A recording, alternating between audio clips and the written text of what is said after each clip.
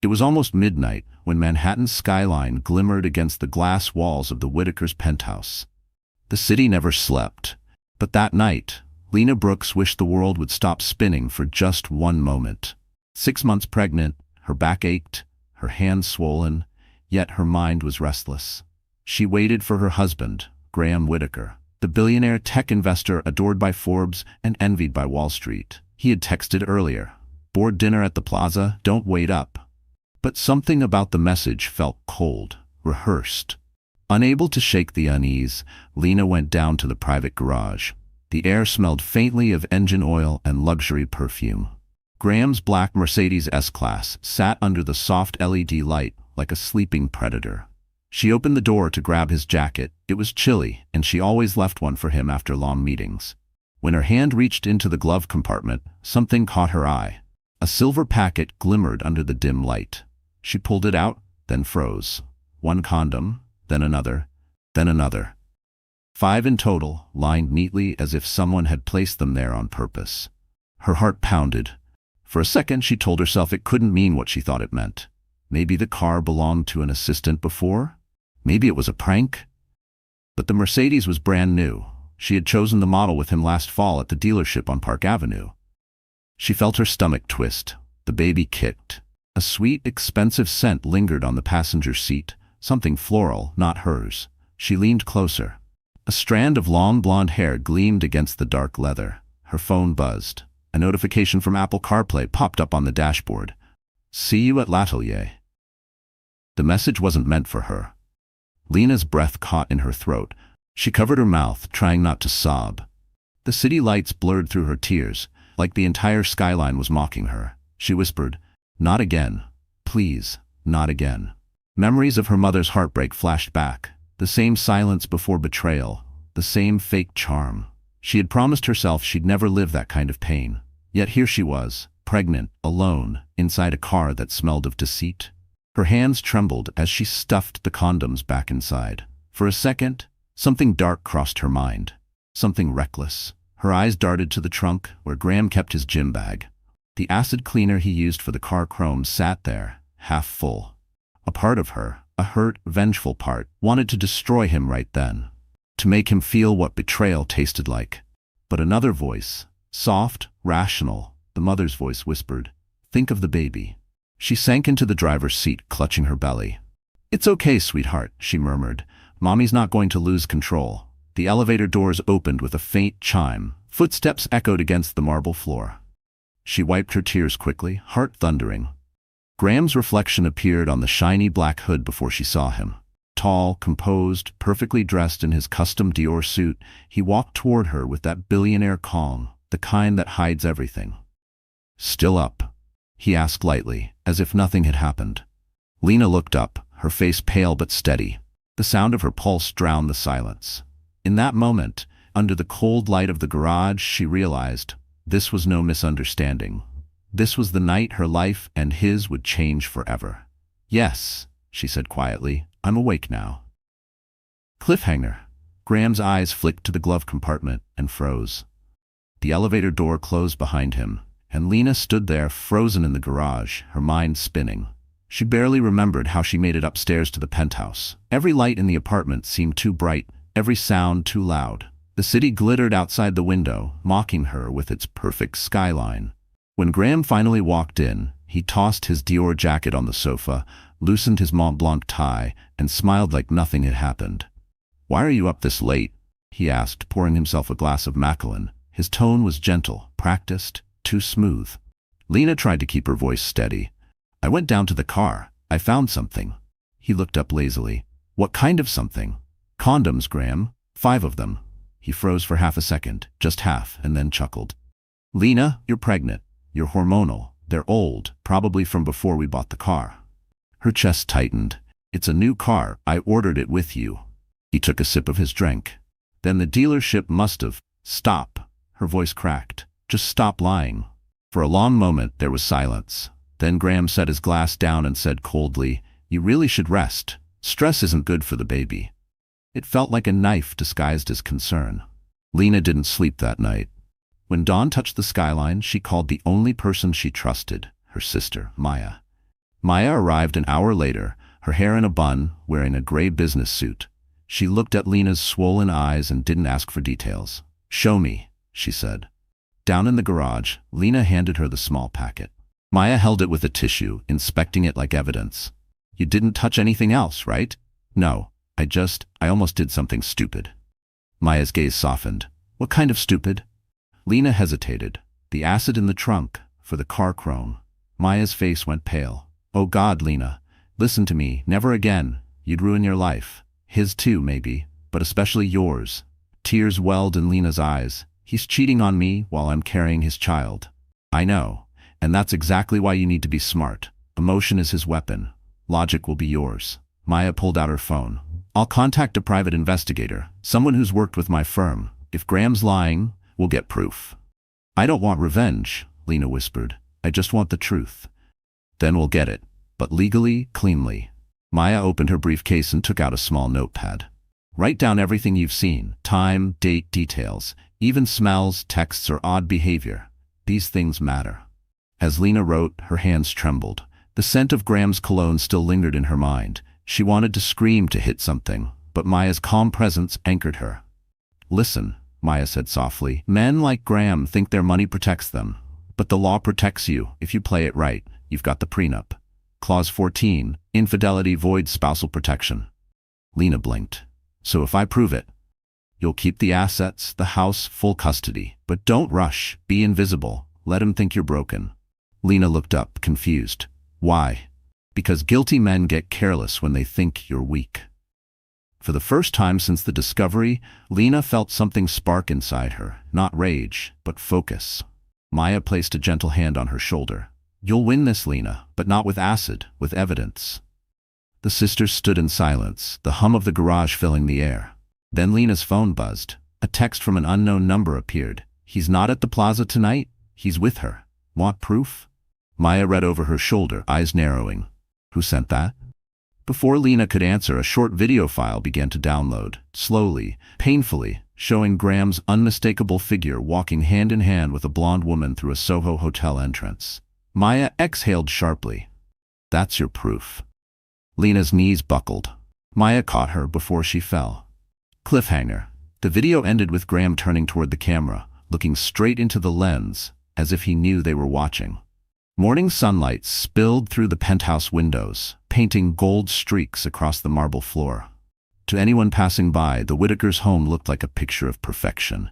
A billion-dollar view, a designer couch, 2 cups of untouched espresso on the glass table.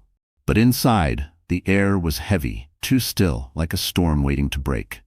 Lena stood by the window, one hand on her belly, the other gripping her phone. The video Maya had shown her replayed in her mind on a loop. Graham, tall and confident, holding another woman's hand under the soft glow of a Soho hotel sign. He didn't look nervous, he looked comfortable. When the elevator chimed, she turned.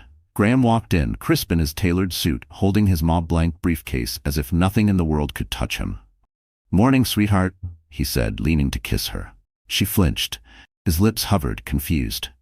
"What's wrong now?" "Don't," she whispered. "I saw you." He blinked, smiling faintly. "Saw me? Where?" "At the hotel in Soho, with her." His jaw tightened for half a second, then relaxed into a smirk. "Lena, someone sent you a fake video. You know how easy it is to edit these days. Deep fakes, AI. Don't insult me." Her voice trembled but didn't break. "That was you. The way you walk, the way you hold her hand, I know every detail." He sighed and set his briefcase down. "You've been under a lot of stress. It's normal for pregnant women to imagine things. Maybe it's postpartum anxiety." Her stomach turned. "You think I'm crazy?" "I think you're tired," he said smoothly. "And maybe you should talk to Dr. Lewis again. He can prescribe something." Lena's eyes filled with tears. "You think a pill will fix betrayal?" Graham rubbed his temple. "You're being dramatic. Why would I cheat? Look around you." He gestured toward the skyline, the art, the luxury. "You have everything you've ever wanted. Isn't that enough?" Her voice dropped to a whisper. "Not if I don't have honesty." For a moment, his expression cracked. Then he picked up a checkbook from the counter, scribbled something, and tore out a page. "Here," he said, sliding it across the table. $50,000. Hire help. Buy something for the baby.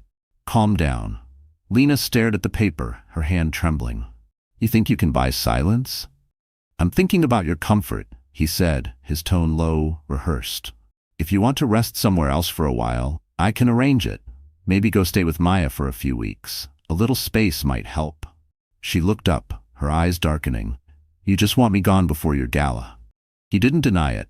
Instead, he poured himself another drink, the amber liquid swirling under the morning light. I can't afford a scandal right now. The foundation launch is next week, and investors are watching. So please, Lena, don't make a scene. Her chest heaved. You're afraid of losing money, not me.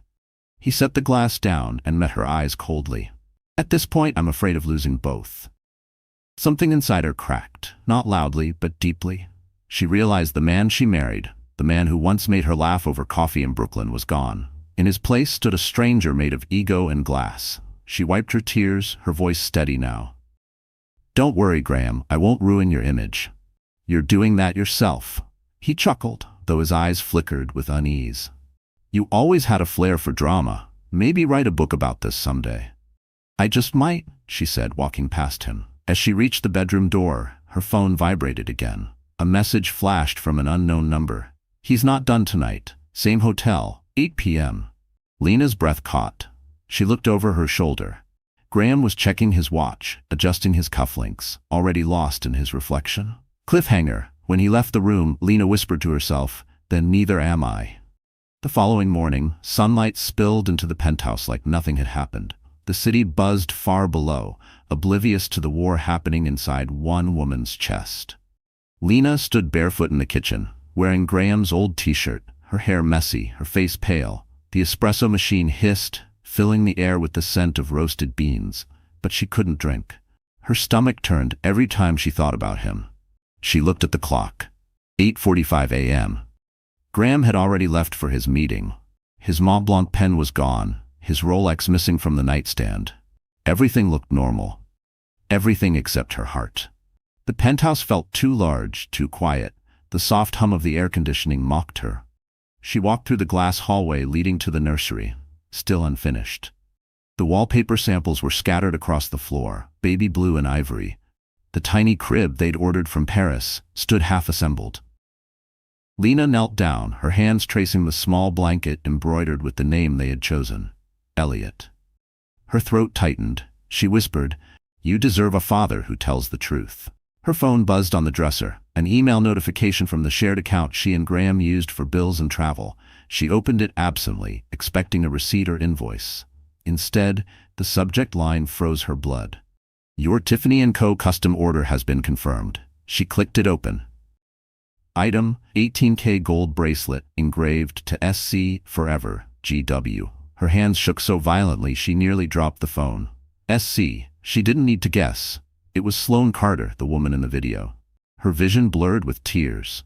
She walked to the living room window overlooking Central Park, the skyline stretching endlessly under the gray sky. She used to love that view.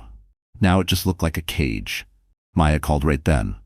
Hey, how are you holding up? Lena swallowed hard. He ordered her jewelry, Tiffany, engraved. Maya cursed under her breath. Okay, listen to me. Don't confront him yet. Let the investigator gather everything first. We're building a case, not a scandal. Lena's voice cracked. How can I stay here and pretend? Because that's exactly what he expects you not to do, Maya said firmly. Play along. Smile if you have to. The more calm you seem, the more careless he'll get. Lena exhaled shakily. It's killing me. I know, but you're not alone. After the call ended, the silence returned, thicker than before. She tried to distract herself by sketching, a habit from before her pregnancy. She opened her MacBook Pro, launched her design app, and began drawing the nursery layout. Colors, patterns, dimensions. Each line steadied her heartbeat just a little. As hours passed, the city dimmed outside. Streetlights flickered, taxis honked below. The world kept turning while hers stood still. At 7 p.m., Graham texted, "Dinner with investors. Don't wait up. No heart emoji. No love you. Just business as usual." Lena stared at the message for a long time. Then she looked down at her belly, gently rubbing it. He's already chosen who to come home to, hasn't he? The baby kicked softly, as if answering her. A tear rolled down her cheek, but her expression hardened. The sadness was still there, but underneath it, something else began to grow. Resolve. She walked to Graham's office. On his desk sat the silver-framed wedding photo from Maui, the day she thought love could conquer anything. She picked it up, stared at it, then turned it face down. Her eyes fell on the corner of the desk, a faint lipstick stain on a coffee cup, not hers. Pale pink, expensive. She smiled bitterly. You're not even trying to hide it anymore. Outside, thunder rumbled. Rain began to streak the windows, city lights melting into blurred trails. Lena whispered into the quiet room, "You wanted a perfect life, Graham. Let's see how perfect it feels when the truth comes out." Cliffhanger. Her phone chimed again. A new email from the investigator. "We have her name, her address, and their next meeting spot. Do you want to see it?" The rain had barely stopped when Lena met her sister Maya at the River Cafe in Brooklyn, a quiet spot overlooking the East River. The restaurant glowed softly under the twinkling Manhattan Bridge lights. She hadn't been outside in days, and the fresh air almost hurt her lungs. The city across the water shimmered like another planet, one where people didn't lie, one where her life had never cracked in half. Maya was already seated near the window, her phone and notepad beside a half-empty cappuccino. Beside her sat a tall man in a charcoal suit, mid-30s, with calm gray eyes and the kind of composure that comes from surviving wars of a different kind. "Lena, this is Ethan Reed," Maya said, rising to hug her. "He's a client. Used to work with one of Graham's companies before he left for his own fund." Lena shook his hand politely. His grip was firm but kind. "Thank you for meeting me." "Of course," Ethan said. "Maya told me a little. I'm sorry you're going through this. Men like Graham." He paused, choosing his words carefully. "They think money buys silence." Lena looked down at her tea. "It almost did. He offered me $50,000 to stay calm." Ethan's jaw tightened. "That sounds like him." Maya opened her folder, sliding a few photos across the table. "These came from the investigator. Graham's been meeting the same woman, Sloane Carter. PR consultant, Beverly Hills. They met during a brand event 3 months ago." Lena looked at the photos. Graham and Sloane exiting a black car together, his hand on her waist, his smile effortless. It felt like a dagger turning slowly in her chest. "I can't believe I married a man who looked at me like that once," she whispered. Ethan studied her quietly, his tone soft but grounded. "Believe it, because the man you married existed, until he chose not to. Power changes people, especially men who think they built their empires alone." Maya leaned forward. "We'll keep collecting evidence, legally. I've already locked his accounts tied to your joint prenup. If he transfers assets, we'll freeze them." Lena nodded weakly. "And what do I do until then? Pretend?" "Yes," Maya said firmly. "Pretend you don't know a thing. Let him dig his own grave." Ethan's gaze didn't leave her face. "That's hard, I know. But silence is louder than rage, especially in a city full of people watching for weakness." Lena met his eyes, something in his calm voice grounding her. "You speak like you've been through this." He smiled faintly. "Not marriage, but I've built companies with snakes. I learned that the best revenge is never loud. It's documented." Maya smirked. "That's why I called him. He's good with strategy." They talked for an hour, about asset protection, about timing, about staying composed. For the first time since the night in the garage, Lena felt like she wasn't drowning. When they left, the wind carried the faint scent of the river and rain-soaked metal. Ethan walked them to the valet, his umbrella tilted over Lena more than himself. "You should get out of the penthouse soon," he said. "Not permanently, just somewhere safe in case he suspects anything." "I'll be fine," Lena replied, though her voice wavered. Ethan hesitated. "You remind me of my sister. She went through something similar. Don't let the pain turn you into someone you're not." Lena managed a small smile. "Thank you, Ethan. I don't even know you, but somehow I trust you." He looked at her for a long moment before answering. "That's because I'm not lying to you." Maya cleared her throat, breaking the brief silence. "I'll call you tomorrow, Lena. We'll go over the next steps." They parted at the curb. Lena climbed into her Uber, watching Ethan walk away through the misty glow of the streetlights. There was something about his steadiness that felt foreign, like hope she wasn't ready to hold yet. As the car crossed the bridge, her phone vibrated. A text from an unknown number appeared. "He's reserving a suite at the Ritz-Carlton, Thursday. Bring your proof." Her hands trembled. The city lights blurred outside the window, reflecting in her eyes like broken glass. Cliffhanger. She whispered to herself, "You wanted to play with fire, Graham. Let's see who burns first." The next morning, Manhattan was cold and gray, the kind of day that made even luxury feel lonely. Lena sat on the couch, clutching a cup of tea she hadn't touched. The air inside the penthouse felt stale, heavy with unspoken words. Her phone buzzed. A text from Maya. "We have a plan. Meet me in my office at noon. Bring no one." Lena arrived an hour later at Maya's sleek law firm on Park Avenue. The lobby smelled faintly of polished wood and expensive perfume. Maya greeted her with a firm hug, then guided her into a glass conference room overlooking the skyline. Waiting inside was a man in his 50s, calm, sharp-eyed, wearing a navy suit. "Lena, this is Private Investigator Richard Johnson," Maya said. "He's the best in New York when it comes to high-profile marital cases. Discreet, legal." Johnson nodded politely. "Mrs. Whitaker, I've reviewed what we have, video, photos, receipts. It's strong, but not bulletproof. If your husband's legal team gets aggressive, they'll claim it's all circumstantial." Lena frowned. "So we need something stronger?" "Physical proof," he said simply. "Not just what he did, but when and where." Maya leaned forward. "Richard has a method, completely lawful, but very effective." Johnson opened his briefcase and set a small vial on the table, filled with a faintly glowing blue liquid. "This," he said, "is a UV reactive gel. Harmless, odorless, used in forensic training. It transfers on contact and glows under ultraviolet light for up to 72 hours. It's accepted in court as trace evidence of physical contact." Lena stared at the vial. "You mean, if he touches her, it'll show?" Johnson nodded. "Exactly. You don't have to do anything illegal. The substance isn't toxic, it's like invisible ink. I can apply it to the items he keeps with him, or the ones in his car." Maya added quietly, "Like the condoms you found." Lena's stomach tightened. The memory of that night still burned. "You want to mark them?" Johnson nodded again. "Just enough for verification. If he uses them, we'll know. I can also coordinate with the hotel staff, legally. They'll confirm who checks into the suite." Lena hesitated, torn between fear and resolve. "Isn't this extreme?"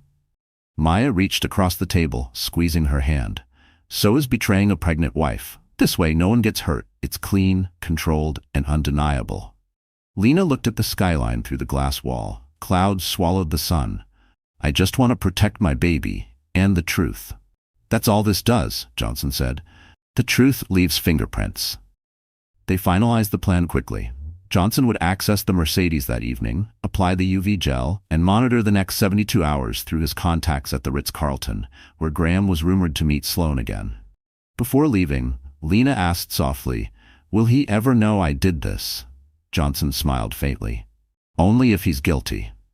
Later that night, back in the penthouse, Lena paced the living room as rain tapped against the windows. Graham hadn't returned yet. His text said he was working late. She stopped in front of the nursery door. The faint blue glow from the baby monitor cast gentle shadows on the half-painted walls. She placed a hand on her belly and whispered, "This isn't revenge, it's protection." At midnight, her phone vibrated. It was Johnson. The message was brief. "Done. Watch the clock. He's booked the Ritz-Carlton suite for 9 p.m. tomorrow." Lena exhaled slowly, her body trembling. She walked to the balcony, the cold wind brushing her face. Below her, Manhattan pulsed with life, unaware that one of its golden suns was about to be exposed. Her eyes hardened with quiet determination. "You built this empire on lies," she murmured. "Let's see how fast it crumbles." Cliffhanger. Her phone lit up again. This time not from Johnson but from Graham. "Stay home tomorrow night? You need rest." The next day dawned gray and cold, the kind of Manhattan morning that seeps into your bones. Lena woke to an empty bed and a note on the nightstand in Graham's sharp handwriting. "Board meeting. Back late. Don't wait up." She stared at it for a long moment, her eyes burning. His lies now had stationery. She got up slowly, feeling the weight of her 6-month belly as she moved. Every sound in the penthouse seemed amplified. The ticking clock, the hum of the fridge, her own shallow breathing. She tried to eat breakfast, but the thought of food made her nauseous. The stress was becoming physical, clawing through her chest like an invisible hand. By mid-morning, she felt dizzy, her vision blurred for a second. Panic rose in her throat. She grabbed her phone and called her doctor. "Come in immediately," the nurse said. "Don't drive yourself." 30 minutes later, she sat in the exam room at Lenox Hill Hospital, wearing the paper gown, her heartbeat echoing in her ears. The doctor frowned gently as he checked her blood pressure. "Lena, your readings are high. You need to rest," he said softly. "Stress can cause serious complications at this stage, especially for the baby." Her voice cracked. "I can't seem to stop thinking." He gave a sympathetic smile. "Then change what you're thinking about. Focus on the child, not the chaos." As the doctor left, she lay back, staring at the ceiling tiles. Her hand rested protectively on her belly. The baby kicked once, gently, as if sensing her pain. Tears slid down her cheeks. "I'm sorry, little one," she whispered. "I'll protect you, no matter what." When she stepped outside, it was raining again. Thin, cold rain that painted the sidewalks silver. She hailed a cab and leaned against the window as the city passed by in smudged colors. She felt like a ghost drifting through her own life. Her phone buzzed. A message from Graham. "Dinner with investors tonight. Big night for the foundation. Proud of you for resting." Her lips twisted bitterly. "Proud of me," she muttered, "while he's with her." The cab stopped at a red light beside a Starbucks. A pregnant woman about her age crossed the street, laughing with her husband, their hands intertwined under the umbrella. The sight cut deep, proof that love could exist, just not in her world anymore. When she arrived home, Maya was waiting in the lobby, holding a small bag. "I brought you something," she said softly. Inside were prenatal vitamins, a stress relief candle, and a copy of Women Who Run with the Wolves. Lena's voice trembled. "You think a book can fix this?" Maya smiled gently. "No, but it can remind you that pain doesn't mean weakness. You're not broken, Lena. You're transforming." They went upstairs together. Maya helped her lie down, then made tea in the quiet kitchen. "Richard said he confirmed the hotel booking," Maya said carefully. "Tomorrow night, Suite 1803. Lena turned her face to the window, watching the rain streak down the glass. "He doesn't even hide it anymore." "Let him be careless," Maya replied. "Every careless move is another brick in your wall of proof." When Maya left, the apartment fell silent again. Lena opened the book her sister had brought. One line caught her eye. "A woman's instinct, once betrayed, becomes her greatest weapon." She closed the cover slowly. Outside, thunder rolled in the distance, low and heavy. She could almost feel the shift in the air, the calm before a storm. At 10:42 p.m., her phone vibrated again. Another message from Graham. "Working late. Might stay downtown." Lena stared at the glowing screen, her reflection faint against the glass. "Stay downtown," she whispered, voice cold. "Just don't expect to stay whole." Cliffhanger. As she turned off the lights, a new message appeared from the investigator. "It's confirmed. They'll meet tomorrow at the Ritz-Carlton. Are you ready?" Morning sunlight hit the penthouse windows like shards of glass. Lena hadn't slept.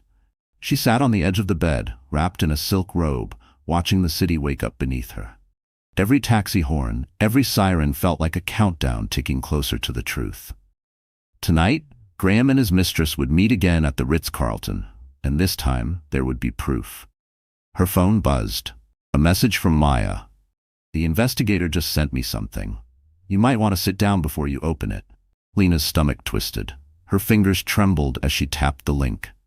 Dozens of photos loaded onto the screen, high resolution, time-stamped, unmistakable.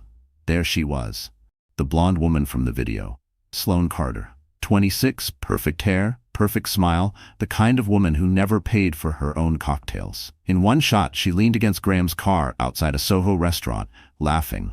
In another, her hand rested on his chest while he looked down at her with that same easy grin that used to belong to Lena. Lena's throat tightened. "Sloane Carter," she whispered, tasting the name like poison. She scrolled further. A final photo. The two of them entering the Ritz lobby together, his hand guiding her lower back like a claim. Her body went cold. She wanted to scream, to smash the phone, to burn the entire memory of his touch. But instead, she did what she had learned these last few days. She stayed still, controlled, quiet. Her phone chimed again. Another message from the investigator. "We confirmed the bracelet too. Tiffany & Co. Custom Engraving to SC Forever GW. Picked up 2 days ago." Lena closed her eyes. She could almost picture it. Graham's smug face as he handed over the iconic blue box, thinking money could disguise filth as love. She stood up slowly, walked to the mirror, and stared at herself. Her reflection looked like a stranger, eyes red, hair tangled, but stronger somehow. "You wanted a perfect wife," she said softly. "He created something else instead." The baby kicked.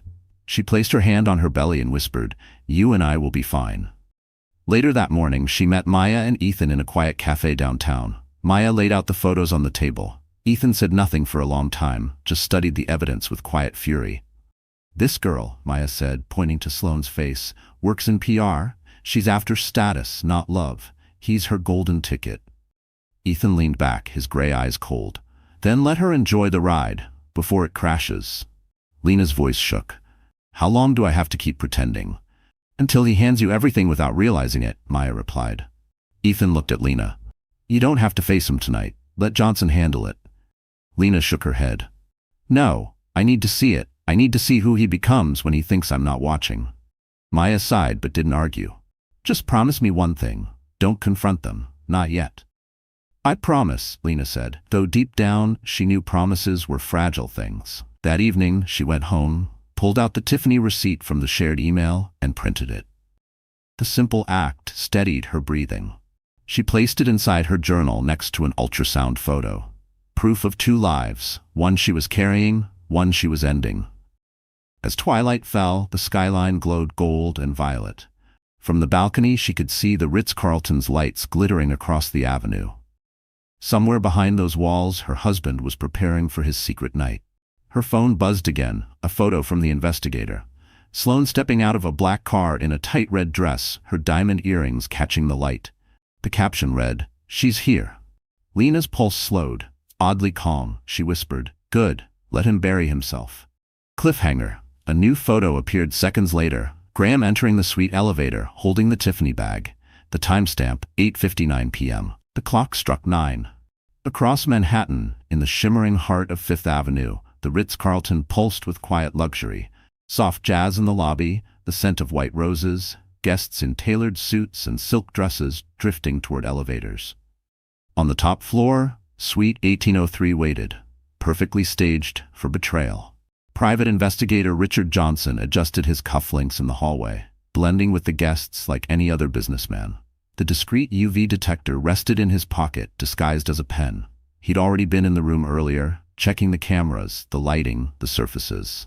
The condoms Graham kept in his car, each marked with harmless UV gel, sat neatly in the bedside drawer. Everything was ready. At 9:06 p.m., the elevator doors opened. Graham Whitaker stepped out, dressed in a navy Tom Ford suit, his Rolex catching the chandelier's glow. He exuded confidence, the kind that only men with too many secrets could wear so easily. Beside him, Sloane Carter moved like she belonged to another world. Blonde hair, red lips, a perfume trail that could stop traffic. The bellhop opened the door for them.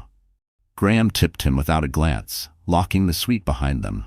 Meanwhile, across the city, Lena sat alone on the balcony of the penthouse, the night air cool against her skin. The skyline shimmered, but she felt nothing. Her phone buzzed, a message from Johnson. "He's here." Suite confirmed. She stared at the text, her fingers trembling. She could end it now. Call him, confront him, ruin the charade. But instead, she typed 2 words back. "Proceed quietly."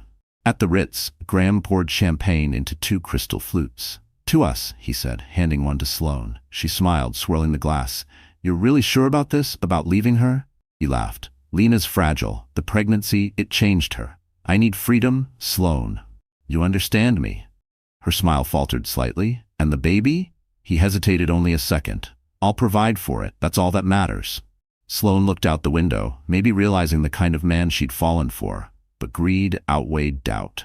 "Then here's to freedom," she said softly, clinking her glass to his. Downstairs, Johnson watched the hallway camera feed on his tablet. The UV mark would soon transfer. All he had to do was wait. At 9:37 p.m., Graham's phone buzzed.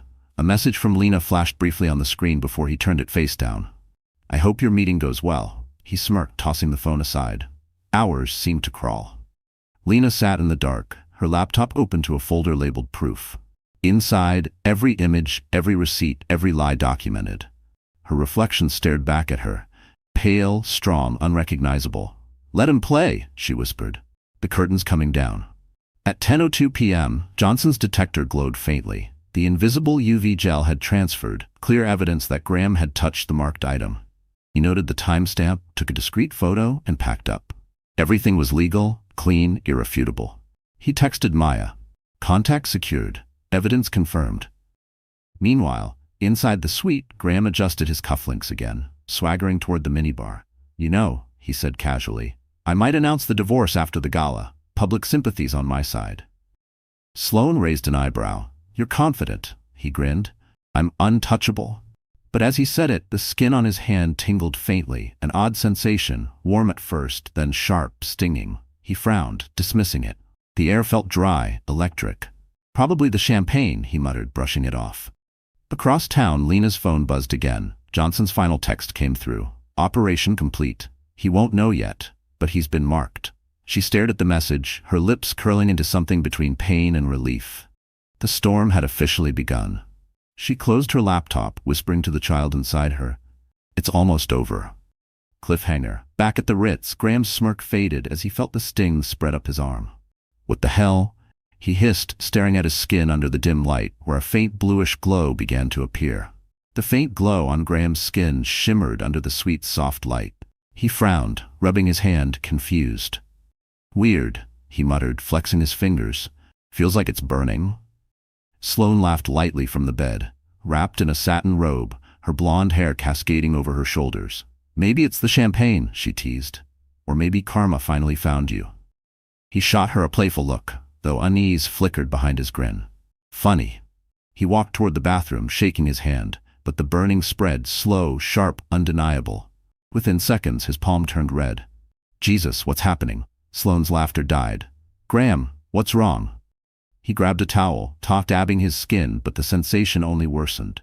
The heat climbed up his arm, crawling beneath his shirt. "It burns, what the hell?" Sloane stepped closer, but then she gasped. "Your skin, it's glowing." Under the bathroom's UV-lit mirror, faint bluish streaks shimmered like veins of light across his skin. Panic hit him. "Did you put something on me?" he barked. "What? No," she snapped, backing away. "You're scaring me." He stumbled to the sink, turning on the water, dousing his hand. The cold did nothing. The pain deepened, spreading to his lower abdomen, a searing sting that made him double over. Call someone," he groaned. Sloane froze. Then, realizing he was serious, she snatched her phone and dialed 911. Yes, it's an emergency. My boyfriend, he's in pain. He says he's burning." "No, I don't know why." By the time paramedics arrived, Graham was drenched in sweat, half conscious on the floor. The suite smelled faintly metallic, sharp. Sloane stood by the window, trembling, tears streaking her makeup. They loaded him onto a stretcher, his body jerking at every touch. "Sir, can you tell us what happened?" one paramedic asked. Graham hissed through his teeth. "I don't know, just fix it." At Lenox Hill Hospital, the doctors rushed him into emergency. The diagnosis came within the hour. Chemical burns, localized and severe. The UV-reactive gel had mixed with latex and moisture, creating a mild acidic reaction, harmless in normal conditions, but catastrophic in the most delicate places. When he woke in the recovery room, the pain was still there, dull, throbbing, humiliating. The doctor's voice was calm but heavy. "Mr. Whitaker, you're going to recover. But there's tissue damage, significant." Graham swallowed hard. "Meaning?" The doctor hesitated. "Permanent dysfunction. I'm sorry." His world collapsed in silence. The monitors beeped softly beside him, mocking his heartbeat. Across the room, Sloane sat in a chair, pale, shaking. When their eyes met, she burst out, "I didn't do anything. I swear I didn't." He turned his head away. "Get out." "Graham." "Get out," he roared, ripping the IV line from his arm. The nurse rushed in, restraining him gently. "Sir, please." But he wasn't listening. His voice cracked with rage and fear. "She did this. Lena, she did this." When Sloane fled the room in tears, the nurse exchanged a look with the doctor. "Call security," the doctor murmured. Hours later, the story hit the whispers of Manhattan gossip. Billionaire tech founder hospitalized after chemical accident. No details, no confirmation, just enough to feed curiosity. Meanwhile, in the quiet of her penthouse, Lena sat by the window, sipping tea. Maya's voice came softly over the phone. "It happened, Lena. He's in the hospital." Lena froze. "Is he okay?" "Alive," Maya said carefully. "But it's bad. Johnson confirmed the reaction. The police call it an accident." Lena's fingers tightened around the teacup. "I never wanted him hurt." "I know," Maya replied. You just wanted the truth. Outside, the storm had cleared. The skyline shimmered again, cleansed by rain. Lena touched her belly gently, whispering, "The truth always burns, doesn't it?" Cliffhanger. At that exact moment, her phone buzzed again, Graham's name flashing across the screen. He was calling from the hospital. The morning after the hospital incident, Manhattan woke like nothing had happened. The skyline gleamed, oblivious. But inside Lenox Hill Hospital, whispers rippled through sterile hallways and glass corridors. The staff had seen enough powerful men crash and burn to know this story would travel fast. Graham Whitaker, the untouchable billionaire, the golden name behind a dozen tech startups, was now just another patient behind a privacy curtain, his empire reduced to painkillers and shame. He lay in the bed, eyes half open, tubes taped to his arm. His face was pale, his jaw tight. Every movement sent pain shooting through his body. A nurse adjusted his IV. "Try to rest, sir," she said gently. But rest was impossible. Every breath reminded him of what he'd lost. Not just comfort, but power. The kind of power that made people stand when he entered a room. Through the door's narrow glass panel, Sloane Carter stood in the hallway, sunglasses hiding her swollen eyes. She'd spent the night crying, terrified the story would leak. When she finally stepped inside, Graham turned his head away. "I just wanted to see if you were okay," she whispered. "Do I look okay?" His voice was hoarse, filled with venom. "You ruined everything." "Me?" Her voice rose slightly. "I didn't do anything. You're the one who—" He cut her off. "Get out, Sloane. Don't make me call security." She froze, trembling. "You're blaming me for something you did to yourself?" But he didn't answer. His silence was enough. When she left, the nurse closed the curtain and muttered under her breath, "Another rich idiot who thought he was immortal." By noon, the gossip blogs had it. Anonymous source, Manhattan billionaire hospitalized after intimate mishap. No names, but the clues were obvious. An exclusive car brand, a penthouse on Park Avenue, a charity gala postponed due to personal matters. Across the city, Lena sat by her window. The papers spread across the table, her tea untouched. She read the headline again and again.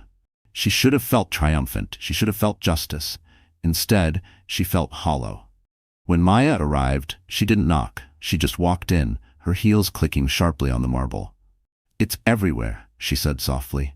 "He's trending on Twitter under Billionaire burn." Lena flinched. "God." Richard called, Maya continued. "The reaction was exactly what he expected. The police say it's accidental. There's no legal risk to you." Lena set the paper down. "I didn't mean for this. I just wanted proof. Not this." Maya knelt beside her, voice low but steady. "Listen to me. You didn't do this. His choices did. The truth simply came for him." Lena stared out the window. Down below, taxis honked and people hurried through the streets, chasing lives that made sense. She pressed her hand against her belly, whispering, "I just wanted to protect you." That afternoon, Ethan Reed called. His tone was calm, grounded. "I heard about Graham," he said. "You okay?" Lena hesitated. "I don't know what I am." He paused. "You're free, whether you feel it or not. That's what matters now." For the first time in days, she exhaled without shaking. "Thank you, Ethan." Later, as the city lights blinked alive one by one, she stood by the balcony watching Manhattan breathe under the dusk. The city had always been ruthless, but somehow tonight it felt quieter, as if it were holding its breath with her. Her phone buzzed on the counter. "Unknown number." She answered. A faint voice came through the line, raw and slurred. "You think you've won?" Her pulse froze. "Graham?" A weak laugh followed.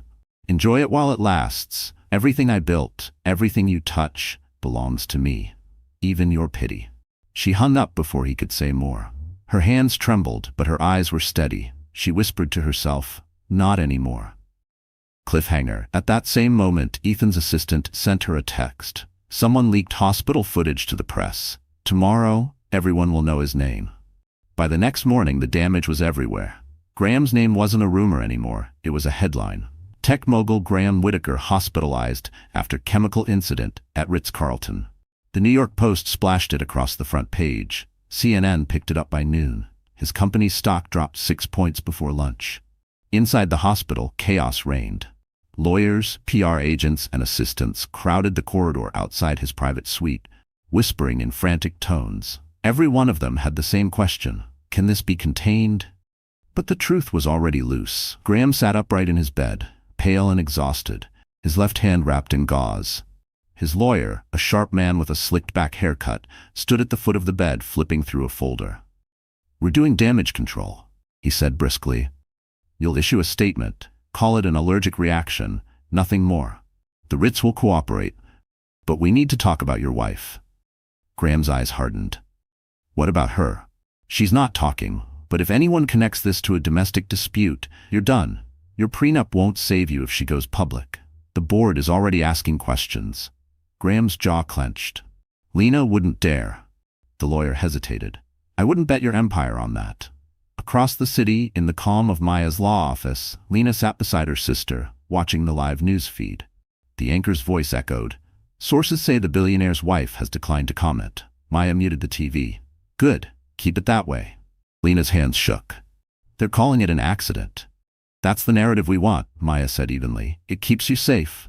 Richard's report shows the gel was harmless under normal conditions. You did nothing illegal, Lena. Nothing." "I didn't mean to hurt him." "I know," Maya said softly. "But he was already hurting you. All this did was expose it." Lena leaned back, tears burning her eyes. "They'll come after me. I heard his voice last night. He sounded angry, delusional." "That's fear," Maya replied.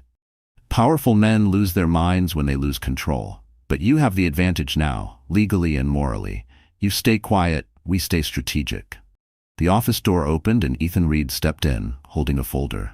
He nodded politely to Maya, then turned to Lena. "You need to see this," he said. Inside were printouts of emails, contracts, and internal memos from Graham's company. Ethan tapped one page. "He's been moving assets for months, shell corporations, offshore accounts. He knew this day was coming." Maya's eyes narrowed. "That's financial fraud if he hid those during the prenup period." Ethan nodded. "I can get you access through my corporate attorneys." Quietly, "The board is in panic mode. If we file a motion to freeze the transfers now, we can secure the estate for Lena and the baby." Lena stared at the papers. "I never wanted his money." "This isn't about money," Ethan said. "It's about security, about not letting him use it to destroy you." Maya picked up her pen. "Let's draft the petition." For the next 2 hours, the room filled with the rhythmic sound of typing, printing, signing. Lena watched the skyline darken beyond the glass window, each signature feeling like a piece of her old life being sealed away. At 7 p.m., Maya hit send on the final document. "It's filed," she said. "From this moment, Graham can't move a cent without court approval." Lena exhaled, trembling. For the first time in weeks, she felt protected. But peace didn't last long. Her phone buzzed again. An unknown number. She answered instinctively. "Mrs. Whitaker?" a man's voice said. "This is Detective Collins from NYPD. We're investigating the incident at the Ritz. Your husband claims the chemicals were tampered with. He's naming you." Lena's heart stopped. "What? I need you to come in tomorrow for a statement." She hung up, her face pale as marble. Maya grabbed her arm. "Lena, breathe. He's bluffing. We'll handle this." Ethan's voice was calm but firm. "If he's turning this into a legal war, he's desperate. And desperate men make mistakes." Lena looked out the window, watching the city lights flicker like dying stars. Cliffhanger. In the hospital, Graham smirked at his lawyer. "If I go down, she's coming with me." The next morning, Manhattan glittered under the pale sun, but Lena's world had narrowed to a single thought. "He's accusing me." She stood by the penthouse window, still in her robe, staring down at the busy streets that once felt like home. Now they looked like a maze she had to survive. Her phone buzzed with messages she didn't want to read, calls from journalists, unknown numbers, and one from Graham's lawyer. "We urge you to cooperate and avoid escalating this publicly." "Escalating," she whispered bitterly. "He destroys our marriage, our peace, and I'm the one escalating." Maya arrived minutes later, her heels sharp against the marble floor. She looked exhausted but composed, legal folder in hand. "I talked to Detective Collins. You're not under suspicion, yet. But Graham's making noise." Lena swallowed hard. "He's trying to make me look crazy." Maya nodded. "It's what men like him do when they lose control. We'll stay ahead of it. You're meeting with the detective tomorrow, with me present. Nothing you say leaves that room." Lena nodded, though fear gripped her chest. "He'll ruin me, Maya. He'll take everything." Maya took her hands gently. "He's already taken enough. Now we take back the rest." At that moment, a soft knock came at the door. When Lena opened it, Ethan stood there in a navy coat holding a paper bag. "You didn't eat breakfast," he said simply. Inside the bag was a croissant and a note that said, "Strength doesn't always roar." Lena smiled faintly. "Thank you." He nodded. "Maya filled me in. I've seen men like Graham panic. They always make one fatal mistake when their ego's bleeding. We just have to wait for his." Maya looked up from her phone. "We're freezing his accounts today. He's hiding money offshore, and the judge just signed the temporary order." "Good," Ethan said. "Let's see how he likes being powerless." Lena listened quietly, her hands wrapped around the warm paper cup of coffee he'd brought. For the first time in days, her pulse steadied. The child inside her kicked, gentle but strong, like a reminder that she wasn't just fighting for herself. That afternoon, she packed her essentials: clothes, prenatal vitamins, her design sketches, and a single photo from their wedding day. The rest could stay behind, along with the lies. When she walked out of the penthouse, the doorman looked surprised. "Mrs. A. Whitaker, are you traveling?" She managed a calm smile. "Just taking a break." She moved into a temporary apartment near Central Park, arranged by Maya. Smaller, quieter, warm. The scent of fresh paint still lingered in the air. She opened the windows, letting in the breeze. Freedom, fragile but real, entered with it. That night, she sat at the table with Maya and Ethan. Papers spread everywhere, signatures ready. Maya spoke first. "The separation filing goes in tomorrow. Once it's public, the court will order joint mediation. His accident won't protect him from accountability." Lena nodded, signing her name slowly. "He'll hate me for this." Ethan's voice was gentle. "Let him. Hatred is just fear in disguise." Maya added, "This isn't revenge, Lena. It's restoration." She smiled faintly. "Maybe it's both." As the evening settled, Lena looked out the window at the park lights flickering between the trees. She felt something she hadn't felt in months: control. Her phone buzzed. It was Graham. Against her better judgment, she answered. His voice was strained, angry. "You think you can humiliate me? You'll regret this." She exhaled softly. "No, Graham, I regret ever believing you loved me." Before he could respond, she hung up and turned off the phone. For a long time, she just sat in silence, her hand resting over her belly. "We're safe now," she whispered. Outside, the wind howled against the windows, but for once, it didn't scare her. It sounded like the city applauding her courage. Cliffhanger. At that same moment, in the hospital, Graham's lawyer entered his room and said, "You might want to sit down. Your wife just froze every account in your name." For a brief moment, peace settled over Lena's world. It was the kind of quiet that made you think maybe, just maybe, the worst was finally behind you. The small apartment near Central Park smelled like lavender and new beginnings. Morning sunlight filtered through the curtains, soft and warm. She was 6.5 months pregnant now. The baby kicked more often, stronger each day, as if reminding her there was still beauty left in the world. But peace, she learned, never lasted long when your past wore a billion-dollar suit. At 9 a.m., Maya arrived with fresh coffee and a grim expression. "We have a problem," she said. Lena set down her cup. "What now?" "The gala," Maya said. "Graham's PR team just announced it's back on. Same date, same location, the Plaza Hotel. They're calling it a celebration of resilience." Lena laughed bitterly. "Resilience?" He nearly destroyed himself. "Exactly," Maya replied. "He's rewriting the story, playing victim. The narrative is that he was poisoned, recovered, and now he's stronger than ever. He's spinning your silence into guilt." Lena's heart sank. "He's going to make me the villain." "Only if we let him," Maya said. She opened her laptop, showing Lena a draft headline from an online outlet. "Billionaire's wife withdraws from public eye amid scandal." Ethan joined them a few minutes later, dressed in a gray suit, calm as ever. He placed a manila folder on the table. The board's divided. Half believe Graham, half want him out. He's desperate to prove control again, and the gala's his lifeline. Lena looked up slowly. "Then maybe it's time the world meets the truth." Maya hesitated. "Lena, you don't need to confront him in public. You've already won the legal ground." "This isn't just about money," Lena said, her voice trembling but strong. "It's about dignity. He's trying to erase me, to make me look like a bitter wife hiding behind lawyers. I won't let him write the ending." Ethan studied her quietly. "If you go, you have to be ready for war. No emotion, no mistakes. You show up with facts, not tears." She nodded. "Then help me prepare." They spent the afternoon rehearsing, every question, every response. Maya walked her through possible press ambushes, potential provocations. Ethan coached her posture, tone, and presence. "When you walk in," he said, "you'll be the calmest person in the room. That's how power looks." By evening, the skyline outside glowed orange and pink. Lena stood by the window in a black maternity dress, simple but elegant, one she hadn't worn since before the chaos. She slipped on small pearl earrings, her mother's, and exhaled. Maya packed the evidence folder into her briefcase. The photos, the receipts, the legal filings. "Everything we need if things go south," she said. Lena smiled faintly. It already did. Now it's time to rebuild. As they left the apartment, the city buzzed below. Honking taxis, glowing billboards, laughter from sidewalk cafes. For everyone else, it was just another night in Manhattan. For Lena, it was the night she would reclaim her name. Meanwhile, at the plaza, Graham rehearsed his speech in front of a mirror. His bandaged hand trembled slightly as he adjusted his tie. "Tonight," he told his reflection, "I remind them who I am."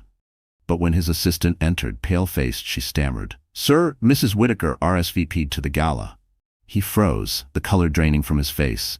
"She what?" "She's on the guest list, with counsel." Graham's jaw clenched. "Then let her watch me win." Back at the apartment, as the car pulled away, Maya glanced at Lena. "You sure you're ready for this?" Lena looked out the window, her hand resting on her belly. "He took enough from me already. Tonight, I take back my story."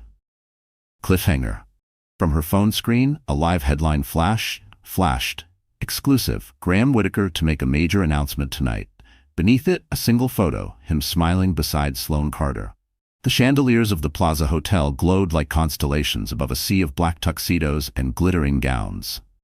Laughter floated through the grand ballroom, but beneath it, tension hummed, a quiet electricity waiting to strike. Manhattan's elite had gathered for a celebration of resilience, Graham Whitaker's miraculous comeback after scandal. They drank his champagne, smiled at his lies, and whispered behind his back. At the far end of the room, under the golden light, Graham stood tall in his tailored suit, every inch of him curated to perfection. His left hand was wrapped discreetly in a designer glove to hide the burn scars. His smile didn't waver. To the crowd, he was a phoenix reborn. To himself, he was a man cornered. "Good evening, everyone," he said into the microphone, his voice smooth, practiced. "They say adversity reveals who we truly are. Tonight, I stand before you stronger, thanks to the support of those who believed in me." Applause followed. Cameras flashed. A line of reporters waited near the red-carpeted stage, and in that moment, Graham almost believed his own performance. Almost. Then he saw her. Across the ballroom, Lena entered, graceful and calm, dressed in a sleek black gown that traced her pregnant form with elegance. The crowd turned like a wave, whispers rippling through the air. That's her, the wife, the scandal. Her presence silenced the room more effectively than any speech. She didn't hurry, didn't hide. Every step was deliberate. Her hand rested on her belly. Her eyes met Graham's and didn't flinch. Maya walked beside her, professional and steady, briefcase in hand. Ethan followed a few steps behind, not as a protector, but as quiet support, the kind that didn't need words. Graham froze for half a second, the mask slipping. The flash of fear in his eyes was small, but Lena saw it. She always did. "Mrs. Whitaker," a reporter called, microphone extended. "Are you here to support your husband's charity?" Lena stopped. Her calm voice carried through the room. "No," she said softly, "I'm here for the truth." The words sliced the air. Gasps spread like wildfire. Graham's smile faltered. His PR manager paled. Cameras turned from him to her. "Darling," Graham said quickly, forcing a laugh. "What a surprise. You should have told me you were coming." "I wanted it to be a surprise," she replied, her tone even but cold. The host stammered, unsure whether to continue the event. Maya leaned toward her sister, whispering, "Not yet. Let him speak first." Graham cleared his throat. "As I was saying," he began, "this foundation," but his voice trembled just slightly. He could feel the attention shifting, his control slipping. Lena watched him from across the room, remembering every night she cried in silence, every lie he told without blinking. And now, under the golden chandeliers and expensive laughter, he was sweating. Ethan stepped closer to her, murmuring, "You've already won, Lena. You don't need to destroy him." Her gaze stayed on Graham. "I'm not destroying him. I'm just done protecting him." Across the room, a young journalist whispered to another, This is better than any press release. When the lights dimmed for the evening's main presentation, Graham's PR manager rushed to him. "Sir, social media's blowing up, her photos everywhere." "Then shut it down," he hissed. "You can't," the manager whispered. "She's trending, Lena Whitaker truth." Graham's pulse spiked. His empire, his reputation, everything was slipping again, right in front of the city that once worshipped him. Meanwhile, Lena moved toward the back exit, ready to leave before confrontation turned ugly. But then, a voice from the stage stopped her. "Before the night ends," Graham said, regaining his composure, "I'd like to thank my wife for joining us." All eyes turned to her again. He extended a hand, fake smile plastered on his face. "After all," he said into the microphone, "forgiveness is the cornerstone of resilience." The audience applauded politely, but Lena didn't move. She simply looked at him, her expression unreadable. "Forgiveness," she said clearly, "is for those who stop lying." The ballroom froze. Cliffhanger. A loud ping echoed through the speakers. Maya's phone notification. She looked down, her eyes widening. "Lena," she whispered. "The court order came through. The assets are frozen. He's officially broke." The ballroom fell into a strange, trembling silence. Dozens of faces turned toward the stage, cameras ready, breaths held. Lena's last words, "Forgiveness is for those who stop lying," hung in the air like thunder waiting to strike. Graham Whitaker's smile cracked, a twitch at the corner of his mouth betraying the panic beneath his charm. He tried to laugh, the sound brittle. "My wife has quite a sense of humor," he said, forcing his voice into something light. But no one laughed. Maya stepped forward, her heels clicking sharply on the marble floor. "This isn't about humor," she said clearly. "This is about evidence." Gasps rippled through the room. The projector screens, intended for Graham's foundation presentation, lit up as Maya connected her laptop. A folder appeared on the massive display. "Whitaker proofs." "Wait, what are you doing?" Graham snapped, his composure slipping. Maya didn't answer. She clicked the first file. The image appeared. A photo of Graham and Sloane entering the Ritz-Carlton suite, time-stamped, undeniable. Then another, the Tiffany receipt, the bracelet engraved, "To SC Forever, GW." Whispers turned into a storm. Reporters raised their phones, flashes burst. Graham stumbled back from the podium. "This is illegal," he barked. "You can't just—" "It's all legally obtained," Maya interrupted coolly. "Your wife chose silence for weeks. But tonight you tried to use her name to clean yours." The next slide appeared, a forensic UV photo, his hand glowing faint blue under light, time-stamped the night of the accident.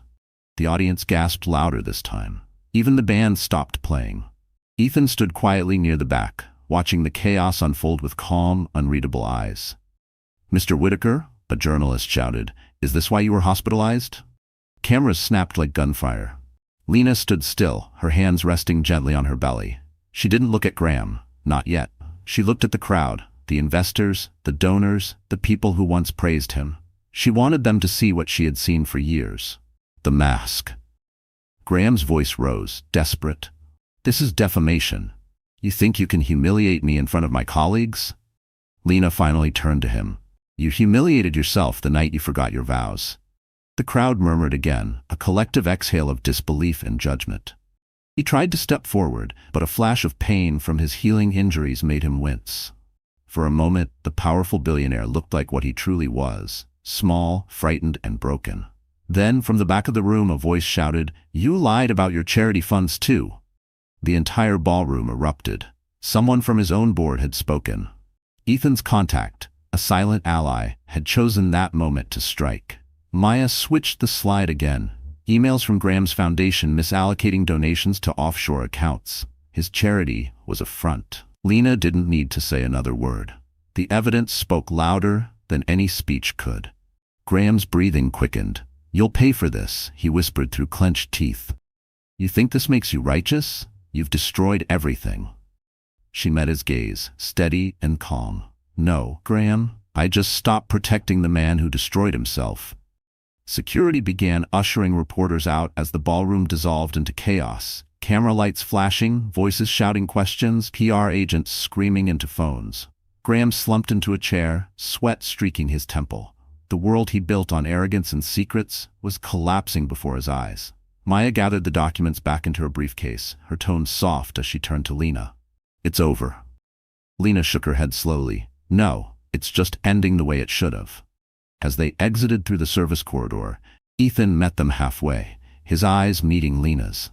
You did what he never could, you faced the truth. She gave a faint, tired smile. Truth doesn't scare me anymore. Outside, the Manhattan night was cold and bright, the city alive with headlines that would spread by dawn. Cliffhanger. Inside the ballroom, Graham's lawyer leaned close to him and whispered, "They've frozen your accounts, and the board just voted to suspend you." Graham's hand trembled as he muttered, "Then she really took everything." By dawn, the story had gone global. Every major outlet ran the same headline: Billionaire Graham Whitaker exposed, fraud, infidelity, and a night that ended in flames. His empire, once worth billions, was bleeding faster than his lawyers could patch it. The Plaza Gala disaster became the clip of the year. Video snippets of his humiliation played on every screen, from Wall Street to tiny diners in Brooklyn.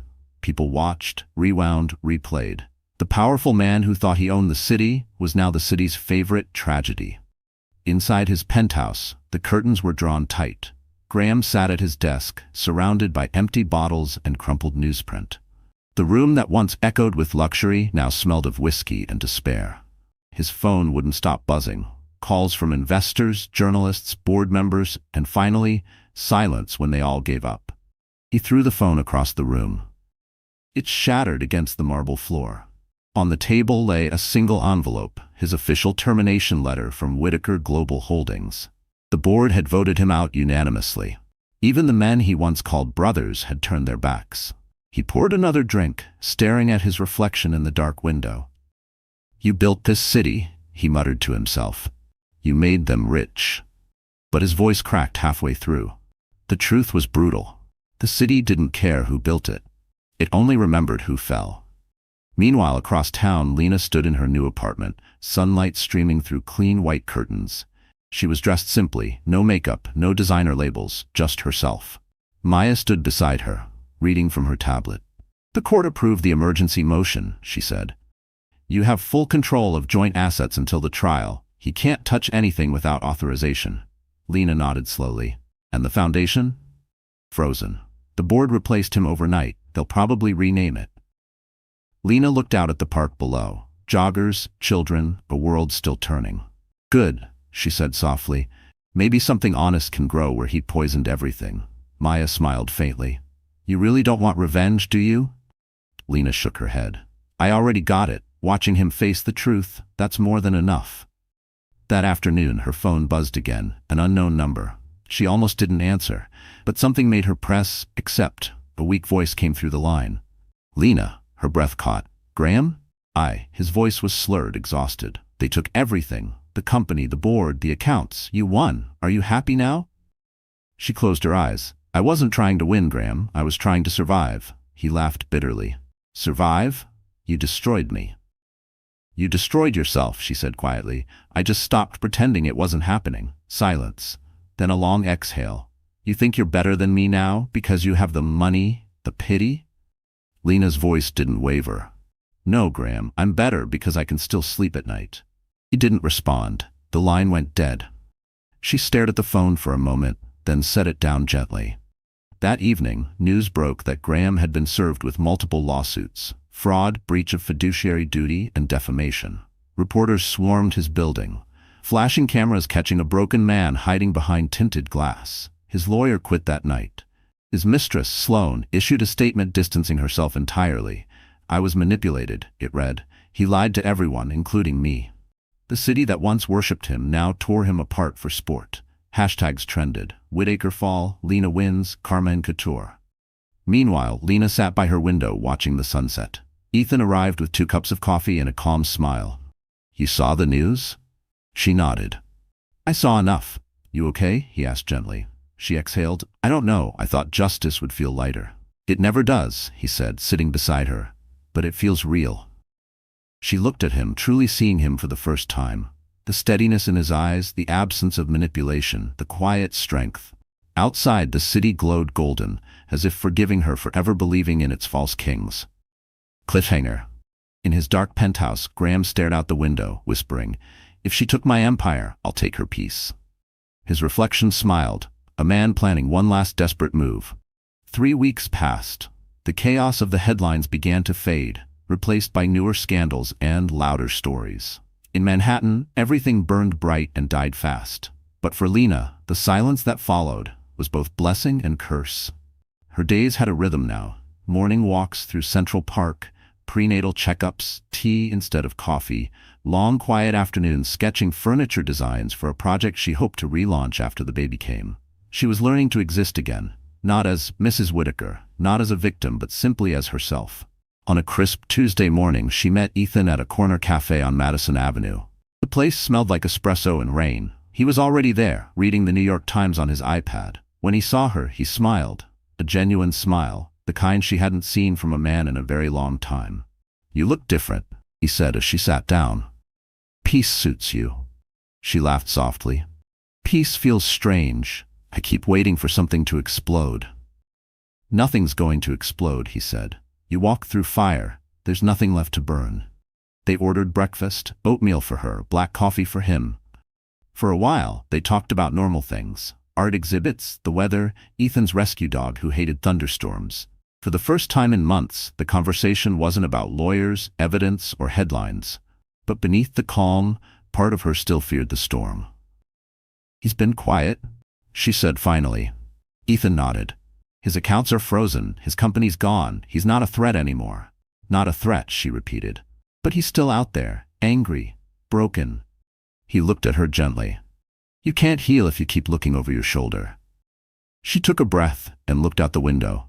The city was alive again, street vendors shouting, taxis honking, people living. She'd forgotten how good life sounded when it wasn't filtered through fear. After breakfast, Ethan walked her home. Outside her building, he hesitated. "You know," he said, "when I first met you, I thought you were fragile, but now I realize you were just gathering strength." Lena smiled. "I think I'm still gathering it." He nodded. "That's the thing about strength. It doesn't end. It evolves." When he left, she stood in the lobby for a long moment before taking the elevator up. Her apartment was filled with light, the scent of fresh flowers drifting from the vase on the table. She sat by the window, opened a book, Atomic Habits, and underlined a sentence. "Every action is a vote for the person you want to become."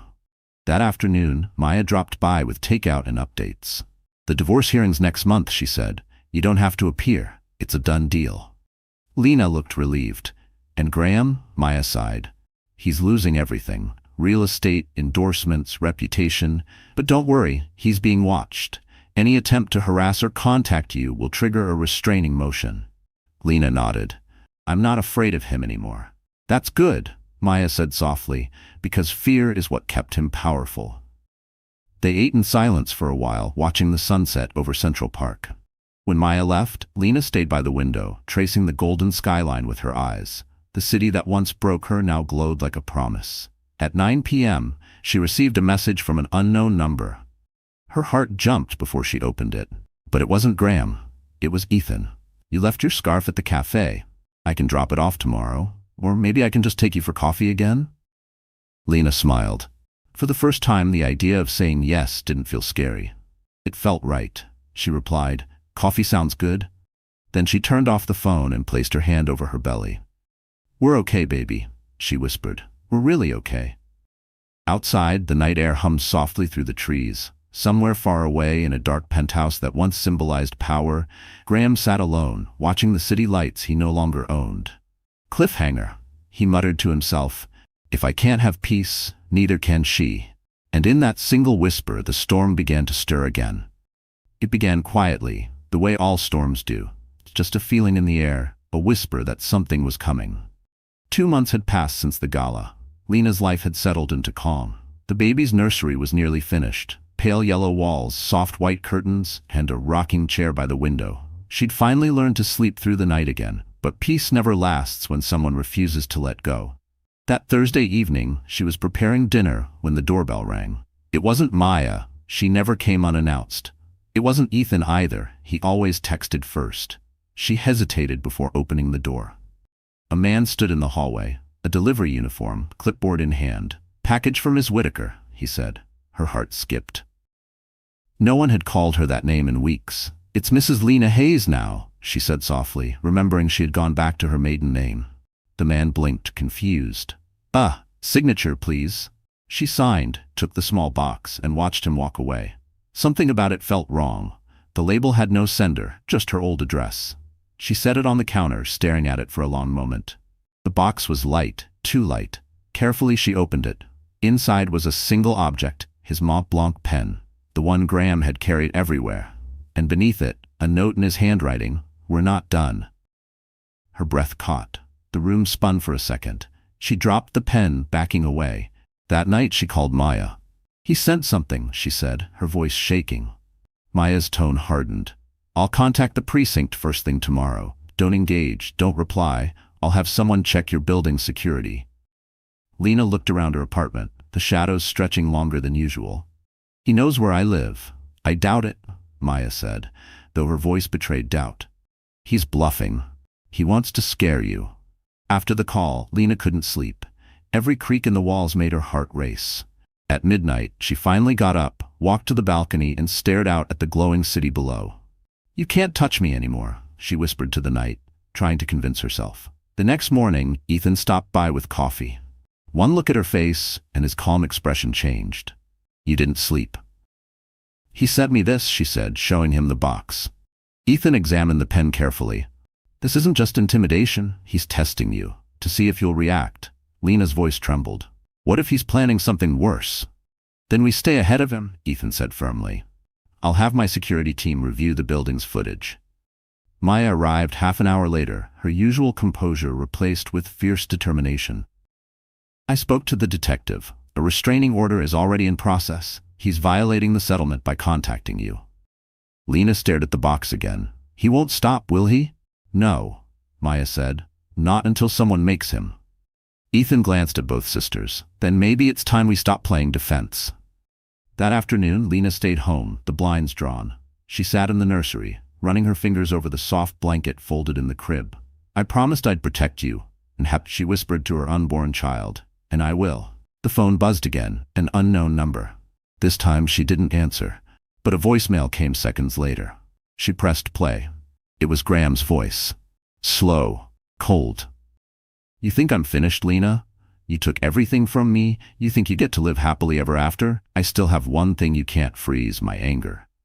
She dropped the phone, trembling.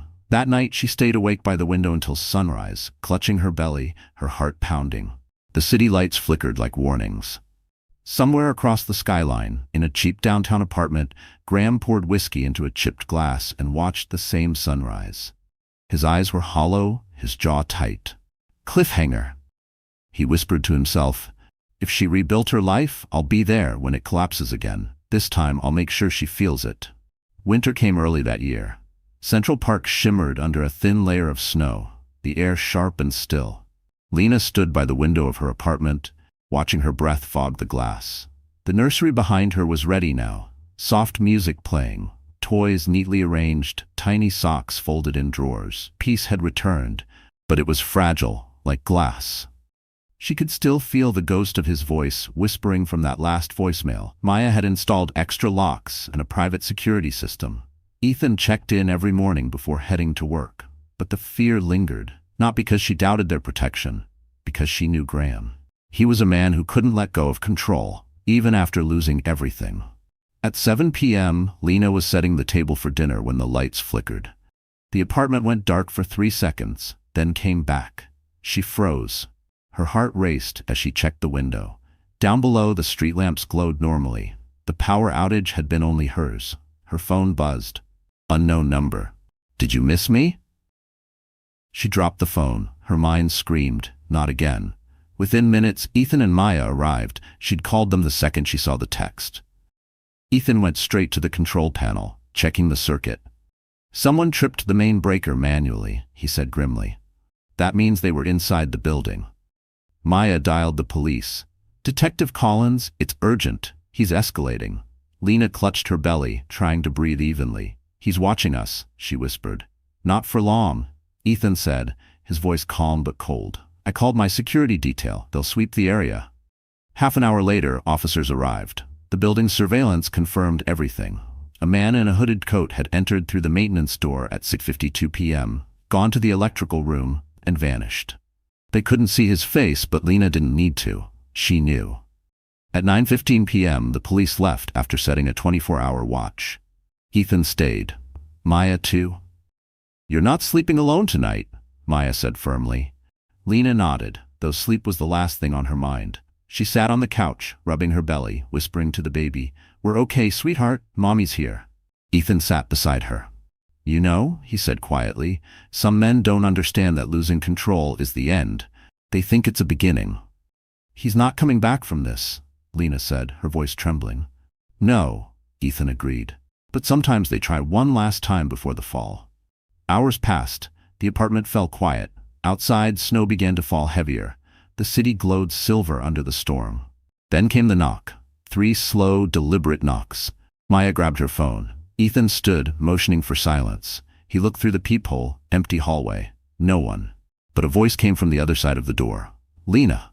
Her blood ran cold. Ethan whispered, "He's here." The police were still outside, 2 floors down. Ethan signaled to Maya to call them silently. "Lena," Graham's voice came again, muffled but close. "I just want to talk. No cameras, no lies, please." Lena's eyes filled with tears. Not fear this time, but exhaustion. She walked to the door, placing her hand on the wood. "There's nothing left to say," she said softly. "Then listen," he growled. "You ruined me. You think you're free? You'll never be free." Sirens wailed in the distance. Ethan stepped between her and the door as officers burst from the elevator. Graham turned down the hall to run, but the police were faster. They tackled him, his voice echoing through the corridor. "She took everything. She's mine." Lena covered her ears, shaking. Maya pulled her close. "It's over," she whispered. "It's finally over." An hour later, the hallway was quiet again. Snow still fell. Ethan returned from speaking with the police. "He's in custody, no bail. It's done." Lena nodded slowly. For the first time, her shoulders relaxed. 3 weeks later, her baby was born. Elliot, healthy, strong, and peaceful. She held him in her arms, tears streaming down her cheeks as sunlight filled the hospital room. Ethan stood beside her, smiling softly. "He looks like you," he said. "Let's hope he feels nothing like him," she replied with a small laugh. Outside, the city moved on. The scandal faded, replaced by new stories. But for Lena, peace wasn't silence. It was choosing to live again. Cliffhanger, final emotion. As she looked down at her son, she whispered, "We survived, my love. And no one will ever steal our peace again." The camera faded on the window, where the morning light finally broke through the snow. So, that's how our story ends. If you're still here right now, my friend, it means something in this story touched your heart in a way words can't quite explain. Maybe it reminded you that strength isn't about fighting louder. It's about standing taller when life tries to break you. Lena's journey wasn't just about betrayal or revenge. It was about rediscovering peace, the kind Marcus Aurelius once wrote about. You have power over your mind, not outside events. Realize this and you will find strength. We all have storms. We all have moments when the world feels unfair, when love turns to loss, when silence hurts more than words. But healing starts the moment you choose not to be defined by pain. Like Lena, you don't have to win every battle. Just refuse to surrender your soul. So if this story spoke to you, don't keep it to yourself. Hit that like, share it with someone who needs hope tonight, and subscribe to our channel. Because somewhere out there, another heart needs to remember. Peace isn't found, it's rebuilt. One quiet breath at a time.